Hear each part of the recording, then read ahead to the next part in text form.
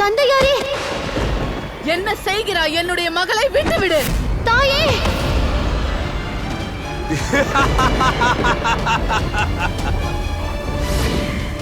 பார்கவி மகளே,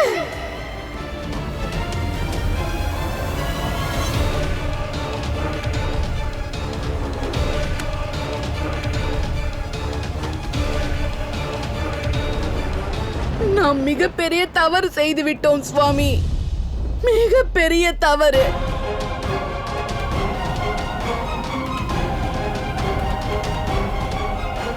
இந்த அசுரர்களுக்கு பாதுகாப்பு அளித்து நாம் மிகப்பெரிய அநியாயத்தை செய்து விட்டோம். காவிய மாதா, நீங்கள் அசுரர்களுக்கு அல்ல, பாவத்திற்கு துணை புரிகிறீர்கள். இந்த துஷ்டர்களுக்கு அல்ல, அதர்மத்திற்கு ஆதரவு அளிக்கிறீர்கள். நாராயணரின் எச்சரிக்கையை கேளாமல் நாம் மிகப்பெரிய அநியாயத்தை செய்து விட்டோம். அன்றும் நாராயணர் நியாயத்தை கடைபிடித்தார், இன்றும் இருக்கிறார்.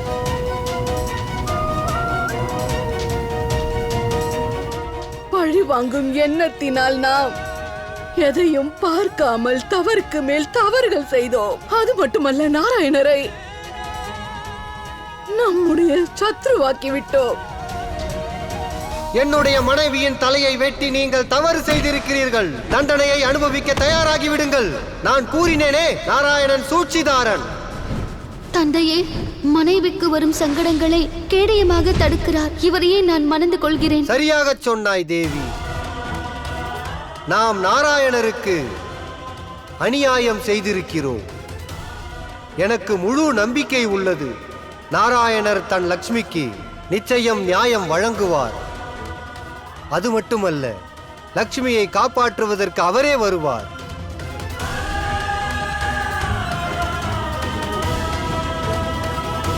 நாராயணா, தங்களுடைய லக்ஷ்மியை காப்பாற்றுங்கள். தங்களுடைய லக்ஷ்மியை காப்பாற்றுங்கள். தங்களுடைய லக்ஷ்மியை காப்பாற்றுங்கள்.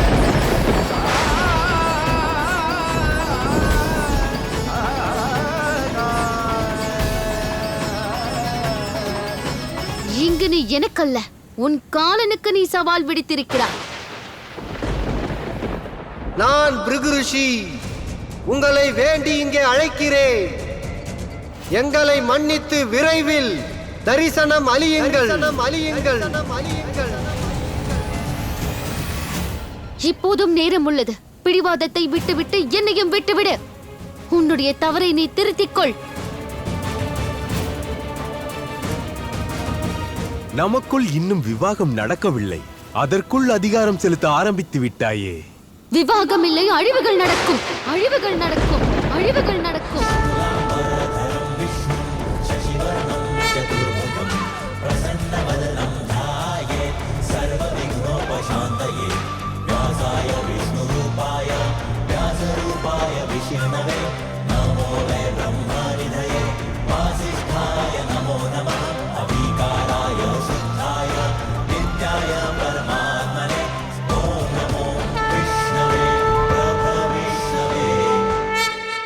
மன்னியுங்கள் நாராயணா, மன்னியுங்கள்.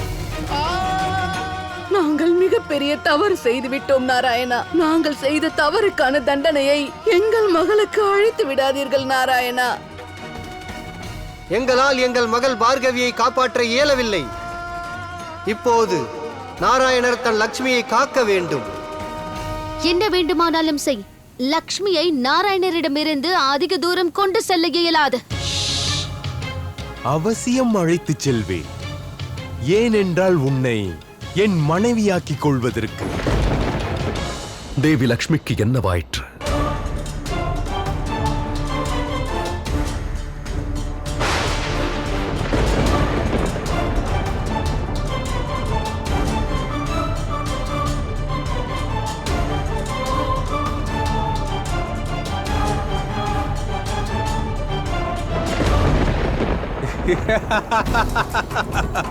எவ்வளவு சிரிக்க வேண்டுமோ சிரித்துக்கொள். இன்னும் சிறிது நேரத்தில் நீயும் இருக்க மாட்டாய், உன்னுடைய சிரிப்பும் இருக்காது.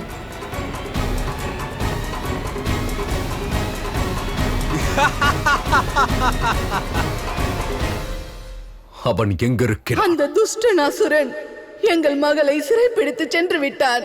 அவன் இரணியாக்ஷ்.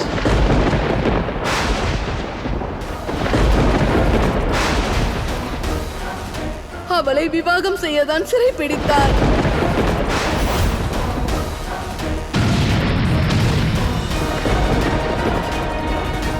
அவளுக்கு திருமணம் செய்து வைக்க நாங்கள் ஆசைப்பட்டோம். ஆனால் எங்கள் மகளின் விவாகம் கொடூரமான அசுரனோடு நடக்க கூடாது. அத்துடன் அவன் மிகவும் கொடியவன். அவன் வஞ்சகன். அவனோடு நடக்க கூடாது. காப்பாற்றுங்கள் நாராயணா, என் மகளை அசுரனிடமிருந்து காப்பாற்றுங்கள். நடப்பதை யாராலும் தடுக்க முடியாது தாயே.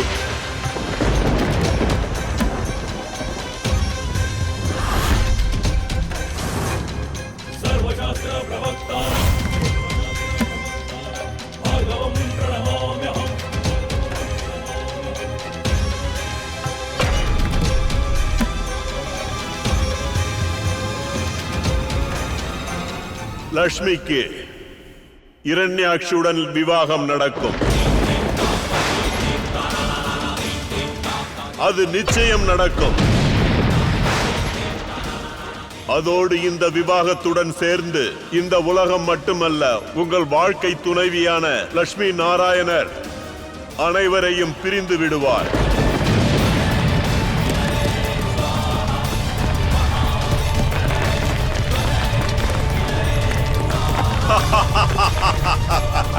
சுக்ரா, நாராயணா, இங்கு என்ன நடக்கிறது? இந்த அநியாயத்தை தடுங்கள்.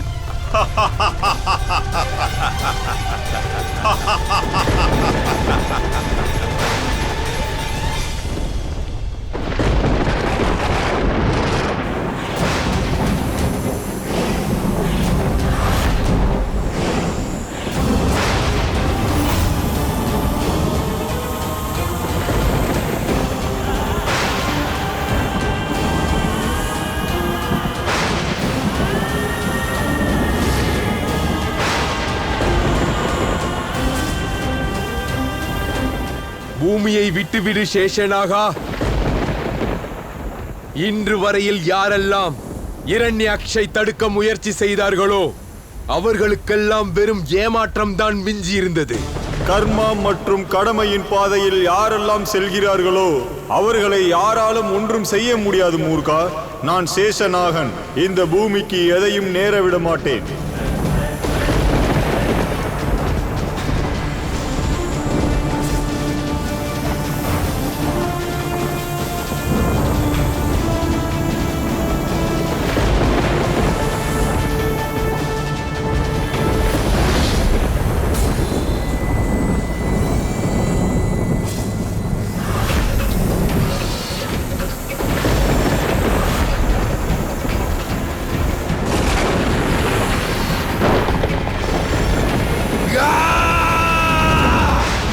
சேஷநாகா,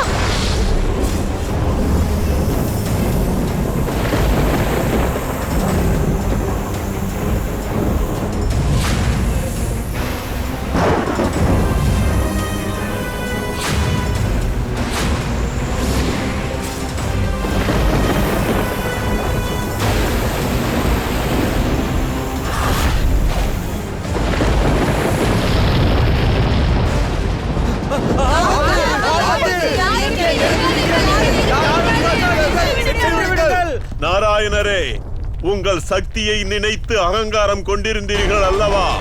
இப்பொழுது பாருங்கள், உங்களிடம் இருந்த அனைத்தையும் இரண்யாக்ஷ் பறித்து விட்டான். நாராயணரின் லக்ஷ்மி மற்றும் பூமி இரண்டும் எனக்கு சொந்தம்.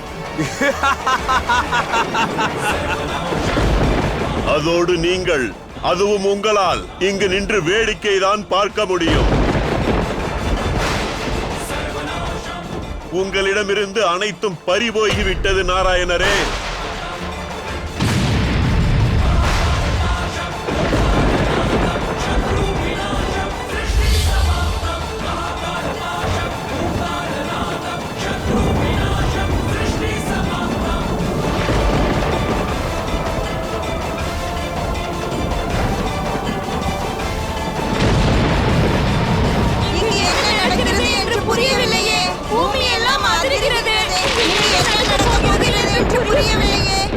சுக்ரா, இன்றுதான் எங்களுக்கு அறிய வந்தது. நாராயணர் மீது இருந்த தவறான எண்ணமும் இவை அனைத்துமே உன்னுடைய தீய செயல்களால் தான் நடந்துள்ளது. நீ உன்னுடைய சுயநலத்திற்காக உன் தாய் தந்தையை மட்டுமல்ல, உன் தங்கையின் கண்ணியத்தோடு நீ விளையாடி இருக்கிறாய்.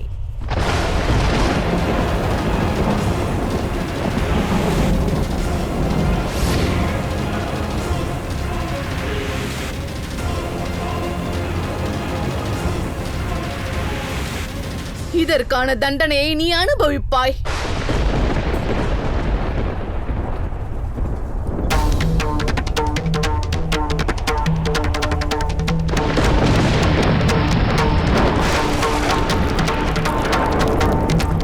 நான் பிருகுவின் மனைவி காவியா மாதா உனக்கு சாபம் அளிக்கிறேன். இன்றிலிருந்து இந்த உலகத்தில் எந்த தாயும் தந்தையும் தன்னுடைய பிள்ளைக்கு உன்னுடைய பெயரை வைக்கவே மாட்டார்கள். தாயே, ஏன் இந்த அநியாயம்? தந்தையாரே, ஏன் மௌனமாக நிற்கிறீர்கள்? நாராயணரோடு இருந்த தனிப்பட்ட பகையில் உங்களுக்கும் பங்கு இருக்கிறது. இது தவறானது என்றால் நீங்களும் குற்றவாளிதான். தாயே, நாம் அனைவரும் குற்றவாளிகள் தான். ஆனால் அதன் தண்டனையை பார்கவி மட்டுமே அனுபவிக்கிறாள். அவள் மட்டும்தான். நான் பகை எனும் போர்வையை போர்த்தி கொண்டிருந்தேன், அது விலகிவிட்டது. இப்போது எனக்குள்ள ஒரே கனவு, கூடிய விரைவில் லக்ஷ்மி நாராயணனுடன் ஒன்றிணைய வேண்டும்.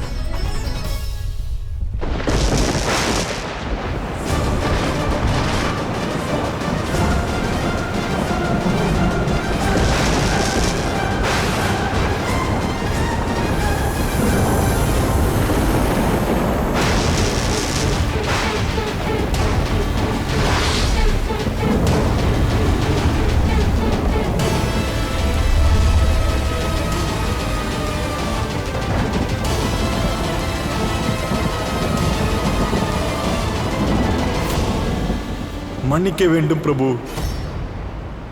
நான் முயற்சி செய்தேன், ஆனால் அவர் தாக்குதலுக்கு முன் என்னால் ஒன்றும் செய்ய முடியவில்லை.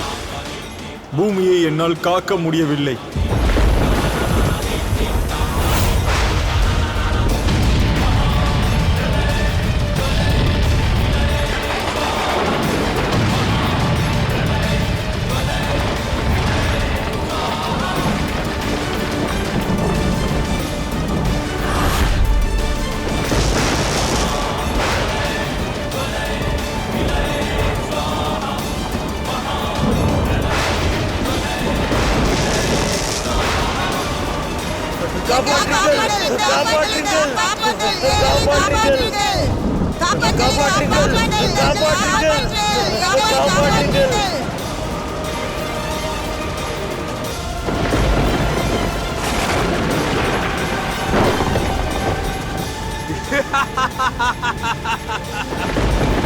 இப்போதும் நேரம் இருக்கிறது, நிறுத்திக்கொள்.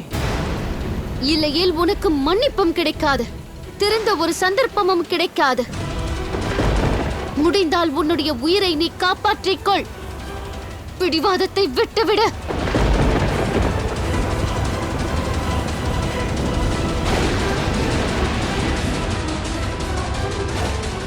தேவி லக்ஷ்மி, தேவி லக்ஷ்மி, தேவி லக்ஷ்மி!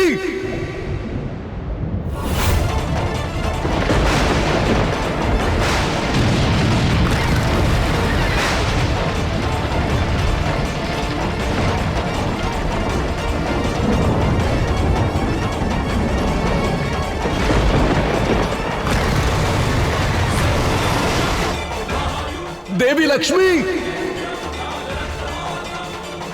देवी लक्ष्मी!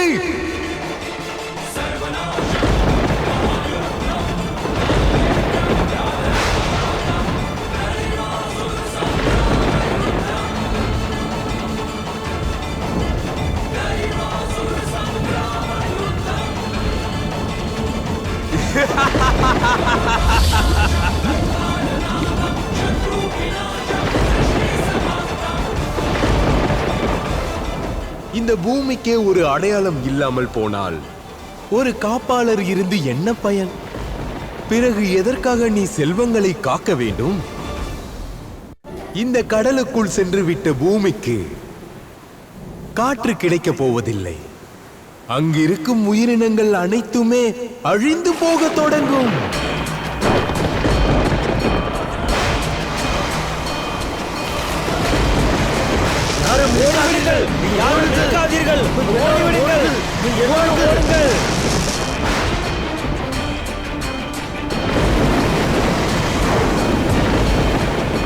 அப்போது நான் உருவாக்குவேன் ஒரு புதிய உலகத்தை.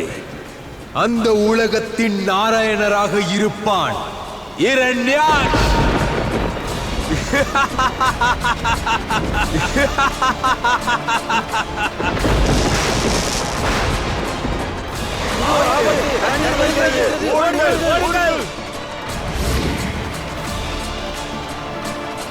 அதோடு அந்த உலகத்திற்கு நீங்கள் தான் புதிய நாராயணரின் லக்ஷ்மி தேவி ஆவார். எனது மனைவியாகி என்னுடைய அனைத்து செயல்களுக்கும் துணை புரிவார்.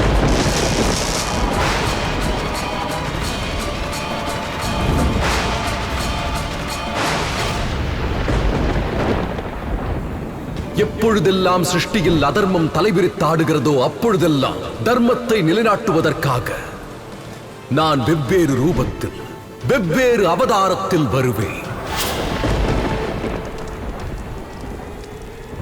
தேவி லக்ஷ்மி, தேவி லக்ஷ்மி! அசுரராஜன் இரணியாக்ஷ்! அசுரராஜன் இரணியாக்ஷ்! அசுரராஜன் இரணியாக்ஷ்! அசுரராஜன் இரணியாக்ஷ்! அது ஒரு தருணம் இருந்தது.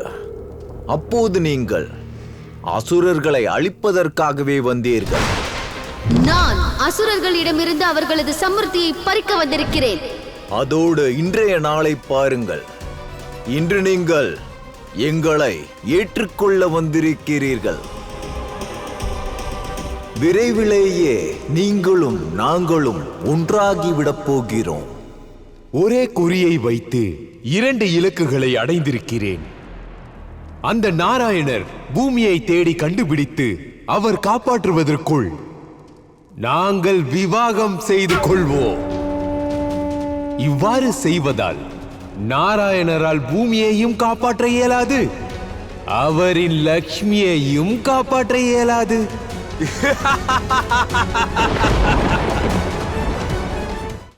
அசுரராஜா, திருமணத்திற்கான ஏற்பாடுகளை நாங்கள் செய்துவிட்டோம்.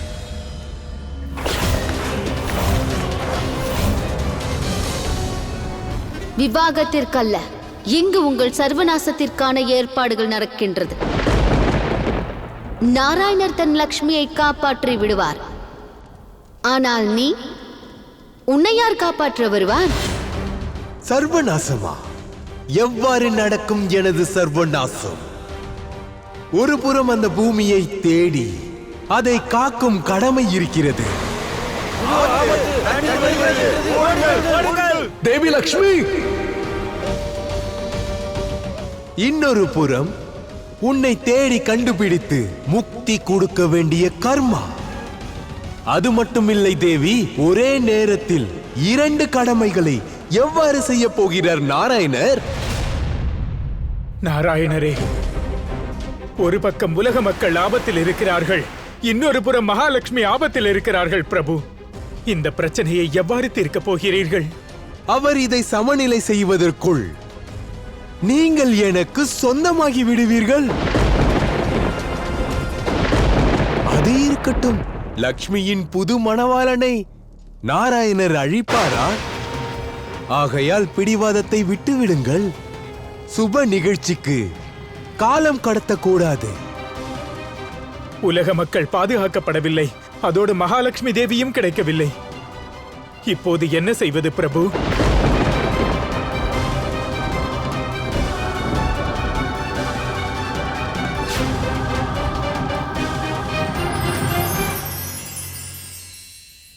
மனிதனுடைய வாழ்க்கை விசித்திரமானது. அதேபோல் விசித்திரமாக இருக்கும் அவனுடைய குணங்கள். எப்பொழுதெல்லாம் வாழ்க்கையில் வருத்தம் வருகிறதோ அப்போதெல்லாம் அவன் வருத்தப்படுவான். எப்போது அவனுக்கு சந்தோஷம் கிடைக்கிறதோ அப்போது அவன் வாழ்க்கை மலர்ந்து விடுகிறது. ஆகையால் கண்டிப்பாக உங்கள் விதியை தெரிந்து கொள்ளுங்கள். ஜன்மம், மரணம், சுகம் மற்றும் துக்கம் அது வந்து போய்க் கொண்டிருக்கும். ஆனால் உங்களது விதி ஒன்றாகத்தான் இருக்க வேண்டும். கர்மா.